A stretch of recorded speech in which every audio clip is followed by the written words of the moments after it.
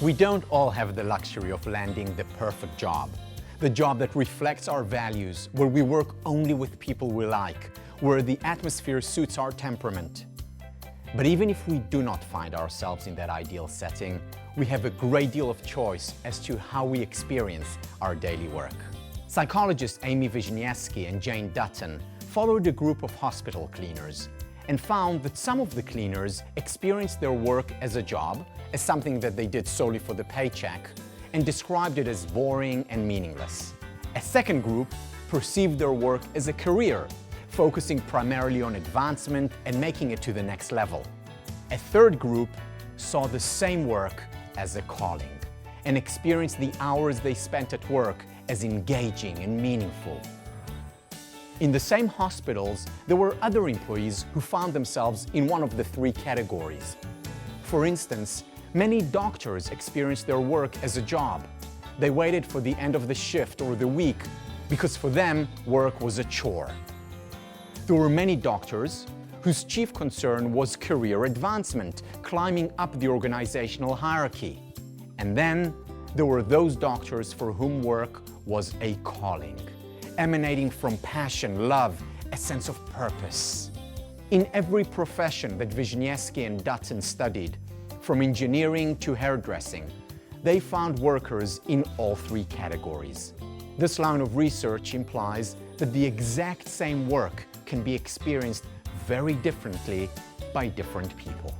Needless to say, those who see their work as a calling are a lot happier, as well as more successful at what they do. But what is it that distinguishes those who see their work as a calling from those who see their work as a career or as a job? First of all, the calling group interacts more with people. For example, the hospital cleaners who experienced their work as a calling engaged in more interactions with nurses, patients, and visitors, taking it upon themselves to make everyone they encountered feel better. Second, those who see their work as a calling generally view it in its broader context.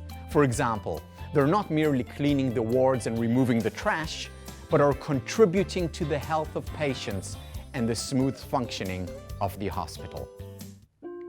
There's a story about a person who walked past a construction site and asked the builders what they were doing. The first builder said that he was laying bricks. The second said that he was building a wall. The third said that he was erecting a cathedral for the glory of God. How you experience what you do is to a great extent up to you. Many of us spend most of our waking hours at work, and it's therefore significant that we experience our work as meaningful and important, as a calling. There are two things that we can do toward this end. First, we can find work that is personally meaningful to us. Second, and no less important, we can find meaning within the work that we are already doing. Many organizations today require their employees to write a job description, highlighting the technical aspects of their work. This exercise reinforces the perception of work as a job. Why not, instead or in addition to, highlight those aspects of your work that you find meaningful, where you make a difference? Take anywhere between 15 minutes to a few hours, in one stretch or over time, to write down your calling description.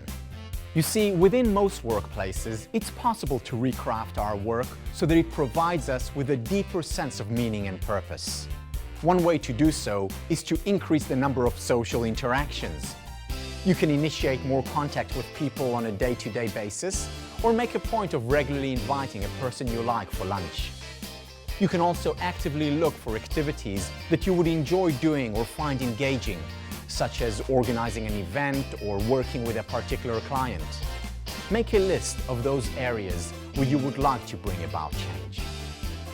Small changes can make a big difference.